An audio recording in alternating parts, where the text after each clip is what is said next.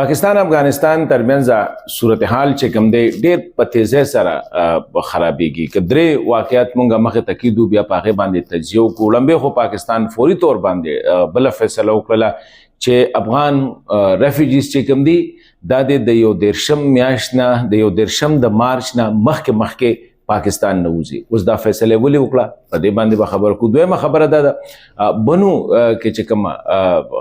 د دهشتګردۍ پیښه شوې وه او هلته کې د پاکستان د فوج مشر هغه عاصم منیر صاحب هلته کې تللی و، نو هغوی هلته چې کومه وینا کړې ده که هغې ته مونږ وګورو نو د هغې نه هم داسې بوی راځي چې یاره د مطلب دا دی دلته کې د اسلام آباد سترګې چې کوم دي هغه سرې دي افغانستان حوالې سره. بنیادي وجه دا ده هغه ټول سټرس په دې باندې ورکوي چې یاره بنو کې کومه حمله شوې ده نو دا د بهر نه شوې ده، دا دهشتګرد چې کوم دی د بهر نه راغلي، د دې ټکانې بهر نه دي او دوی مسلسل چې کوم دی په پاکستان دپاره د بهر نه بارډر نه راته خوا راځي او پاکستان کې دا کاروای نه کوي، په فوج باندې حملې کوي، په عامو خلکو باندې حملې کوي، پاکستان ته نقصان نسی. نو هغه دا خبرو کړه چې د پاکستان حفاظت دا زمونږ فرض دی، دا زمونږ او فوج به په فرنٹ لاین باندې چرته چې دوی دي هلته کې به یې نه پرېږدي. اوس د دې مطلب دا دی چې فوج به د دوی په سي اوس هغه خبره چې مخکې به دا وه چې ټیررسټ دهشتګرد به راتلل حملې به یې کولې. اوس د هغې دا سټریټجي چې کومه نوه سټریټجي دوی اوس په هغې باندې کار کوي هغه دا ده چې اوس به د هغوی چې چرته دي هغه ځای کې به دوی ډایلوټ کېږي، هغه ځای کې به دوی باندې حمله کېږي. نو هم په دغه ورځ باندې جنرال صاحب چې کومه خبره وکړه هغې دا وکړله چې یاره د دوی ټکانې چې دي هغه په افغانستان کې دي او پاکستان به دوی په افغانستان کې دننه چې دی دا خو اشارتن دا خبره ده چې دننه به دوی چې کوم دی دا ټارګټ کی. اوس کله به ټارګټ کی دې باندې به خبره کوو کم تاریخ ته چې کوم دی مونږ روان یو. بل طرف ته تورخم دا کومه ما چې ورته وسم زه وایم دا کومه ډرامه روانه ده حقیقت نه دی. تورخم باندې چې څه روان دي د هغې وجه دا ده چې تورخم باندې مونږ ګورو عمري هم دغه شانتې ټک ټوک وشي د هغې نه پس ګنټه 2 ګنټې پس یا 3 ګنټې پس چې کوم دی بارډر کولاو شي او ایز یوزول خبره کېږي. دې ځله چې دا کومه شو روانه ده نو نه ګوره دا تقریبا وشولې 15 ورځې به نن کېږي چې مونږ دا تاسو سره دا پروګرام کوم. 15 ورځې کې نه د اسلام آباد نه څه رد عمل په دې راغلی، نه د کابل نه په دې راغلی. مطلب دا دی چې اسلام آباد او کابل دواړه بالکل مطمئن دي چې یاره څه کار کېږي اکارډینګ ټو د پالیسۍ کېږي. یوه دویمه خبره دا ده چې پاکستان تورخم څونه نږدې علاقې وې کلي وو هغې ټولې چې کوم دی د خلکو نه پاک کړي دي. اوس پورې تقریبا 7 کیلومیټره پورې دننه چې دا تورخم د پوینټ دی د هغې پورې دوی کرفیو لګولې د میشنۍ چیک پوسټ نه اخوا پورې.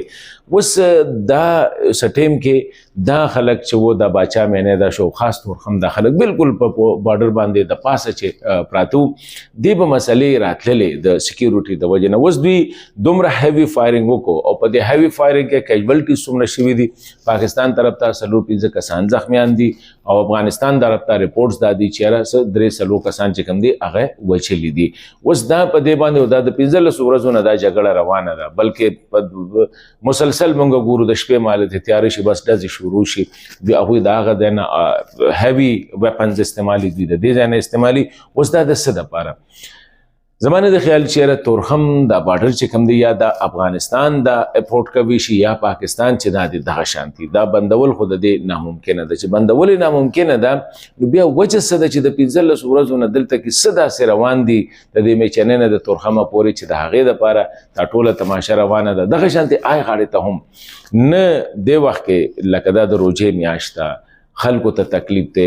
کم تو په زرګونو 10,000 پورې خلک په دې باندې زی راځي تک کوي هغې ته چې کوم دی ډېر زیات تکلیف دی، مریضانو ته تکلیف دی، څوک یې تپوس نه کوي. ښه داسې اوسه پورې تقریبا په دې 15 ورځو کې پرون چې کوم رپورټ راغلی نو هغې مطابق 50 میلیونه ډالره چې کوم دی دا نقصان صرف پاکستان ته وشو. نو چې دونه پاکستان ته وشو خبره ده دونه به افغانستان ته هم شوي د دواړو ملکونو ټریډ دغه شانتې ټریډرز ته دغه شانتې ډرایورز ته دغه شانتې ډیلي ویجرز ته نو هغه شی هم روان دی. دا په تر کومې پورې رواني دا هم د دغه د روژې د ختمېدو انتظار دی ما ته داسې ښکاري.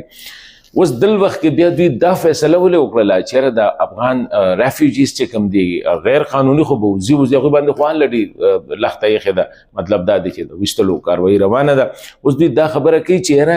دا به مونږه لکه د 13 میاشت چې کوم د 13 پورې به دوی له پکار دي چې دا ټول وځي کني بیا به د دوی خلاف په غټ لیول باندې اپریشنز کیږي. اوس دا خبره تېره ورځ د خیبر پښتونخوا وزیر اعلی هم وکړله. مونږ خو وایي چېرې زه کیدای شي اسلام آباد نه یا د دې ځای نه وځي خیبر پښتونخوا ته، خو هغوی مو وویل چېرې دا او تر دې حده پورې چې چا غیر قانوني کارډونه جوړ کړي د هغوی خلاف موږ اپریشن کوو. دې مطلب دا دی چې پلانینګ داسې روان دی چې یاره دا 13 پورې دوی د افغان وباسي، ځکه چې افغان ظاهره خبره ده چې پاکستان کې پرس افغانستان کې حملې کوي او غټ لیول باندې حملې کوي او افغانان دلته کوي، نو د هغې به یو بیډ اثر وي او څه نه څه ریاکشن راتلی شي د نه. نو ما په خیال لمبې خدا دی چې یاره دوی وایي چې دا ټول افغانان په یو ځای باندې که کارډ والا دي دغه والا دي وروره به دا به پکې نه، حالانکې د هغوی د 13 جونه پورې د هغوی سره ټایم و، خو اوس دا فیصله کړې ده چې که کارډ هولډرز دي دا به موځي، غیر قانوني خو به هغه ونیسي او وباسي. اسلام آباد نه تر اوسه پورې تقریبا 150,000 نه زیات خلک وته دي،